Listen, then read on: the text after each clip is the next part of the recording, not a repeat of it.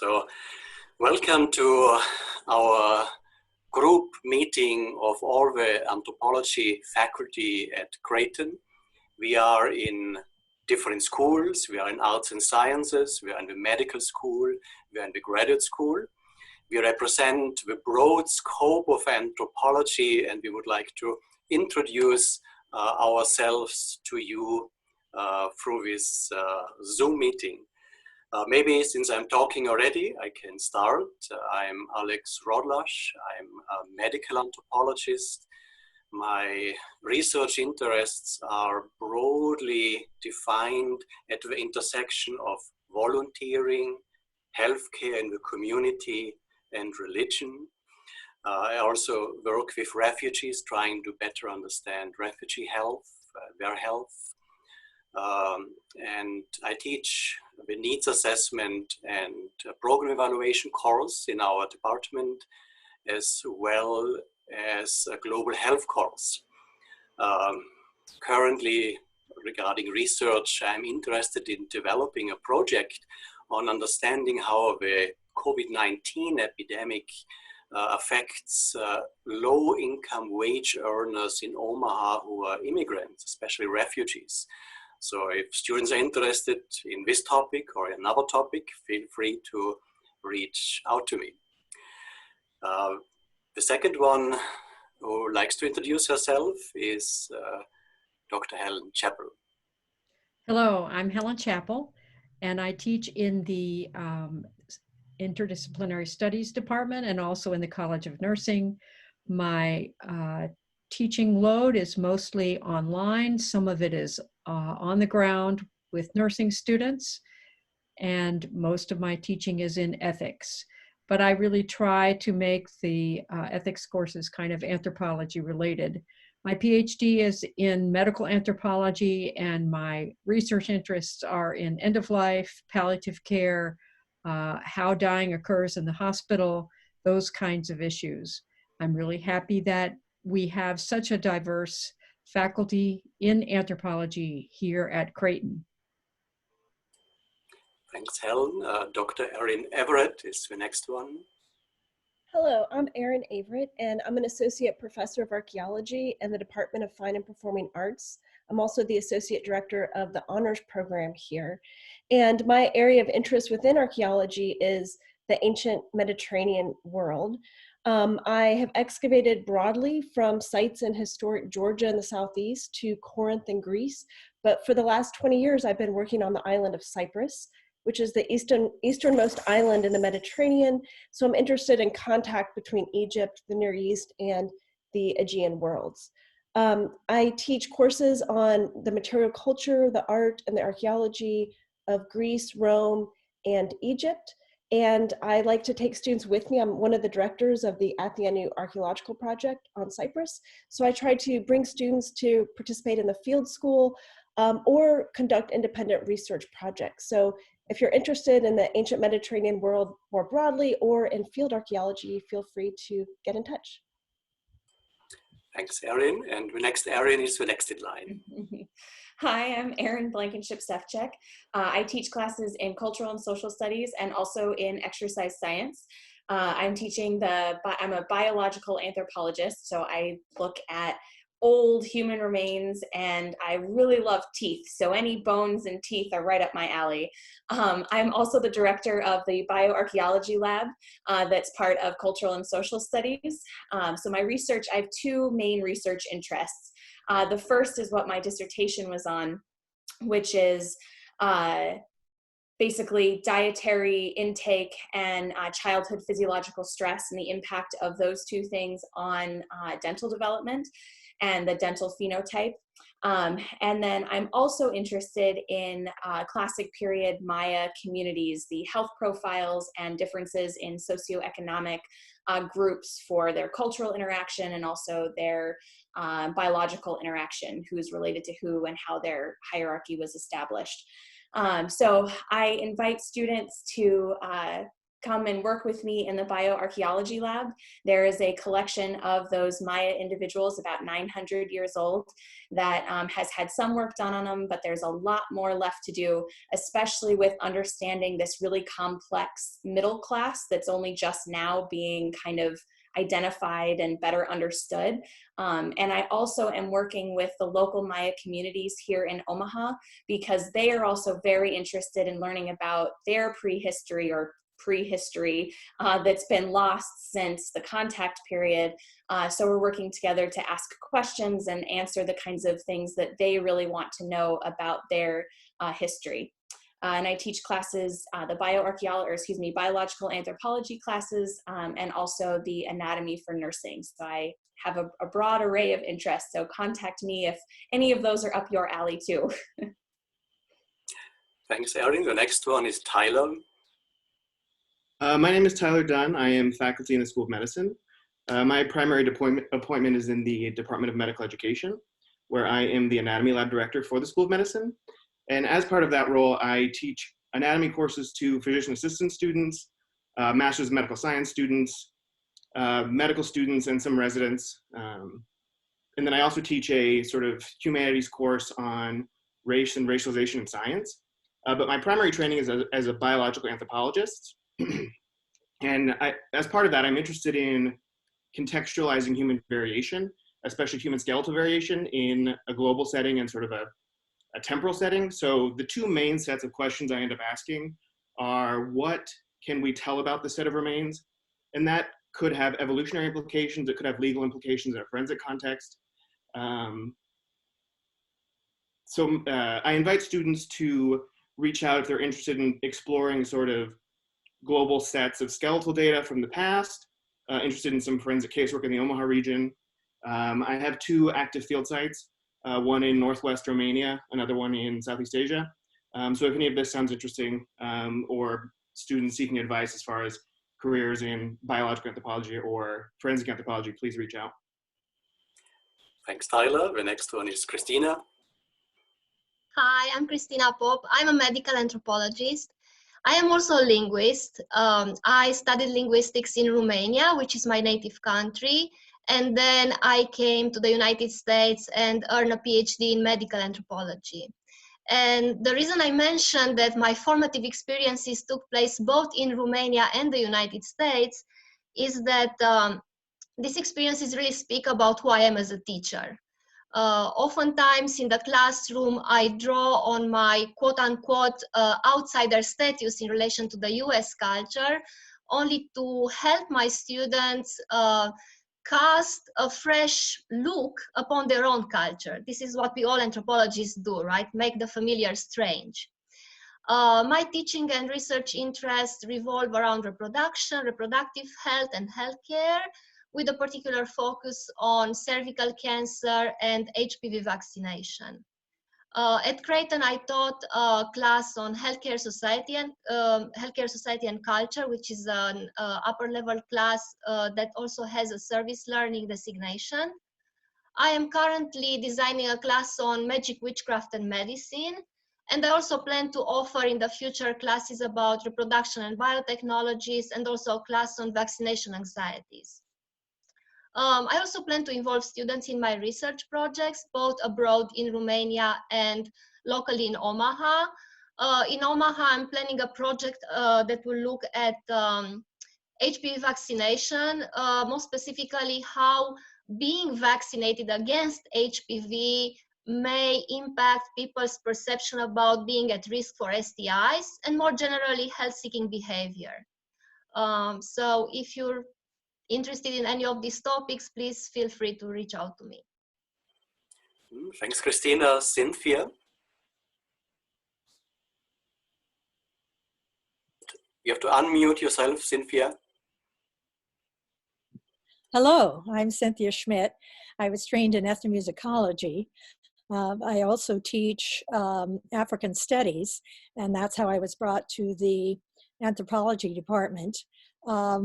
My African experience began when I was about the age of you students as a study abroad student. So I highly recommend that because it has signaled my direction for the rest of my life. It was quite an impact on my life.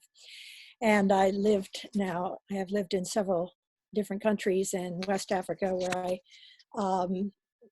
taught and did research, and also in South Africa, most recently at Rhodes University. My approach is very broad, and I have looked at women's roles as educators and carriers of the tradition, and it ended up turning into a film that we produced called The Language You Cry In. You know who a person is by the language she cries in. And it was about a song that we traced from Georgia back to the village where it was a burial song in Sierra Leone. And it has affected many people's lives there and connected them with people here in the US. So I also work closely with the Gullah Geechee people in the southern part of the US. I take the lens of anthropology to make it a very interdisciplinary approach in my teaching. And I ask the students to compare and contrast the realities of the African experience with their own, and various relevant issues, including environment and medicine, health, and so forth, just so that they can open up and be better global citizens and learn to appreciate and understand other cultures and have a kind of a basis to look at this. So we also touch the perceptions of Africa by the media and how it's portrayed to us, and how this gets very skewed unless you have some of the real academic background and the impact of colonialism and so forth. So we touch a little on history. So that is my approach, and based on my experience. Well, thanks, Cynthia. The next one is Angie. Hi, my name is Angie Letterock, and I'm really excited to be joining the Creighton community in the fall. I will be joining for the first time starting in July, and I will be teaching this fall Intro to Anthropology with a focus on culture, ecology, and sustainability, as well as qualitative research methods. And I'm thrilled to be teaching these classes and learning alongside students in these classes, in part because my own passion for anthropology really began also in the classroom, and began with this introduction to a field that has a really generous approach to knowledge that allows you to bring, as many people have talked about, different questions together in one space. And so being able to examine anthropological approaches to the environment, to food justice, to questions of violence and gender are things that we'll be doing in the classroom. My own research has most recently been on the Caribbean coast of Colombia, in a territory that has been affected by the armed conflict in Colombia, and that has also been at the forefront of peace building. And I really bring questions that draw together questions about environmental violence and environmental practices of care, alongside questions of political violence, and the ways in which communities emerge from and respond to, in creative and constructive ways, ongoing violent conflict, and how they are at the forefront of transforming those. So students who have questions about environmental justice, environmental violence, or the anthropology of war and peace, I'm thrilled to talk with you and to work alongside you as you examine those. And I'm especially excited when students draw together fields like those that often are seen as separate, to bring them together to ask innovative questions, which is really what I think the field of anthropology affords. So I look forward to meeting everyone. No, thanks, Angie. Susie, you're the next one. My name is Susie Riva, and I'm a medical anthropologist. I grew up in Omaha, but I live in the French-speaking part of the Swiss Alps. I have done my research in interdisciplinary measures where I've used medical anthropology and the lens of social psychology and mediation. In my thesis, Conflict Narratives, Mediation Case Studies in an Intercultural Context, I created a mediation service for political asylum seekers in Switzerland. And then I used these different narrative methods to also do needs assessment in mental health, immigrant health, and LGBT health. I am also very interested in developing autoethnography and dual ethnography, and especially in learning methods that bring us to transformative processes in society. I teach cultural epistemology, and I have developed a new course on the anthropological and transformative approach to complementary and alternative medicine for this fall.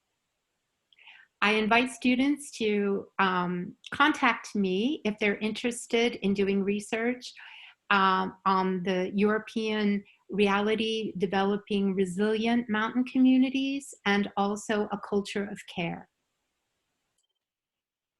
Oh, thanks, Susie. And Renzo, you have the next in line. Yes, I am Renzo Rosales. I am a cultural anthropologist. I am originally from Panama, and I've been in Omaha for the last almost 12 years. And I teach the courses of Introduction to Anthropology, Global Citizenship, and Peoples and Cultures of Latin America. Generally, part of my approach when I engage my students is to put them out of their comfort. Sometimes also even myself is part of that, putting out of the comfort zone, being a Black Panamanian, Black Hispanic, or working with people from in Omaha with Mayas, and I'm exploring with them the diversity that is so close to us that probably we are not aware of. So through these courses, I tend to introduce my students also to the basis of what anthropology is, the main four subdivisions of the discipline, so they become familiar with them, and then they proceed to take other courses.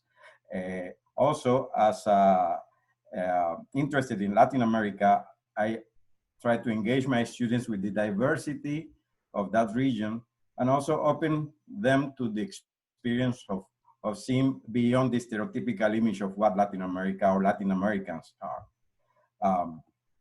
So far, also, I am been working in some research projects. One immediate project right now is in Omaha with the Maya community that I mentioned before, and they have needs in this context, in this reality. Also, I am working in the topic of globalization and development, especially in the impact of development projects in rural communities. So how development projects like dams, roads, airports, mines could be affecting the livelihood of rural communities economically, politically, the ethical implications, the environment. So if you are interested in this kind of themes that affects how humans are related to each other, however, the human activities could be affecting also the less fortunate. And if you want to explore more about Latin America and you want to know more about the foundations of anthropology, just feel free to contact me. Thanks, Renzo. Mark, you would be the next one. Hi there, I am Mark Robinson. I'm an assistant professor in the program in bioethics in the graduate school. I am an anthropologist of science, technology, and medicine. So I am a medical anthropologist, but I work a lot in science and technology. My recent research had to do with the way that financial shifts globally were impacting the work of neuroscientists, and with implications for the way in which that science ended up getting taken up within biotechnologies. So a lot of questions about science, its cultural shaping, and its effects in the world. My newest project has to do with technology and moral capacity, both the ways in which it can hinder it, but also potentially modify it, modulate it, perhaps even expand it. So if there are people who are interested in sort of classic bioethical issues, as well as issues having to do with technology, I would love to have a conversation. Thanks, Mark. Kristen, you would be the next one. Hello, students. I'm Dr. Kristen Fitzgerald. I'm in the Department of Social and Cultural Studies at Creighton, and typically I teach Intro to Anthropology. I've also done sociology, social problems, gender, Native American studies. I love what everyone has been saying. It made me reflect more on why did I become an anthropologist? And when my family's all from the Black Hills in South Dakota from like the 1890s. And when I was sitting in my first intro to anthropology course and then subsequently Native American studies, I learned that they were stolen from the Lakota Indians. And I didn't know that. And I didn't know how to reconcile that. Knowing that my 90-year-old grandmother's living there and also she shouldn't be was a difficult concept to grasp. We'd also grown up in the Episcopal Church in South Dakota. And we'd known lots of Lakota priests and even bishops. And what I'd hoped is that within the church, it was a place where these categories that were so ubiquitous throughout the state of Indian and white were somehow mediated or reconciled within the church. What I found is something I think much greater, is that, while initially Native Americans were really coerced to convert to Christianity, what's happened over the course of time is that Lakota people in the state have variously taken ownership of what it means to be Christian. And even after the Vatican II, when the Catholic Church and following other denominations said, hey, we're going to let you be Indian, bring in your symbols, bring in your rights, that some didn't. Some chose not to as a way to demonstrate cultural agency. So I choose to be Christian, and also you don't get to determine the terms of how I bring being Lakota into the church. So my focus specifically is in Rapid City, South Dakota, looking at urban Lakota Christians who are Catholic and Episcopalian at two mission churches in the city. In the state of South Dakota, Native Americans have the highest mortality rate of any population in the country. And South Dakota whites have the second lowest morbidity rate of any population in the country. So this disparity is really marked by cultural factors, So my area of research straddles cultural anthropology and linguistics within anthropology. And I think that's everything. I look forward to always having students in class and doing ethnography projects and exploring language and discourse and nonverbal communication and, what do people take away from what we say and do? That really is an important thing. Thanks. Oh, thanks, Kristen. And last but not least, it's Laura. Hi, I'm Laura Heineman. I am an associate professor of medical anthropology in the cultural and social studies. I also have doctoral training in social work, although I don't wear that hat officially. Very often it does inform a lot of the work that I do. And it informs my teaching in the classroom. So I'm always trying to draw out of students some of the implications and applications of what we're learning about. So my research and my scholarly interest has mostly centered on issues of kinship and care work and family caregiving in households, in the home, in the US Midwest. And then I also look at these interconnections between formal medical care and everyday home life. So kind of looking at some of these tensions in the landscape of healthcare in the US, especially when they're misaligned with the realities of everyday life in households. My first book was on organ transplant caregiving. So caregiving for organ transplant candidates and recipients, but also some of the kinds of care work that transplant patients were doing themselves. And I teach primarily Intro to Anthropology, the social and cultural determinants of health version of the course, and then the 300 level medical anthropology course that medical anthropology majors and others take. But I'm developing a new course on caregiving, health, and interdependence across the life course. And also we'll be developing a new course for the honors program on ethnography. So I do involve students in my research, primarily as collaborators, research assistants, and I love the ideas that students bring to the table as we discuss some of the things that come up in research. So I encourage students to reach out anytime they're interested to talk about caregiving, kinship, medical anthropology, you know, being involved in research, whether that's along the lines of my interests or just interested, if students are interested to do research on topics that they are especially passionate about. I love to mentor students in doing their own research projects as well. So, yeah. So I think I'm the last of the faculty to do introductions, and I just would like to maybe briefly wrap up by just sort of reflecting on and appreciating the broad breadth of topical interests that anthropologists at Creighton have, and just the interrelationships of anthropology with all these dimensions of the human experience and of life around the globe, from past to present, and you know, even looking toward the future.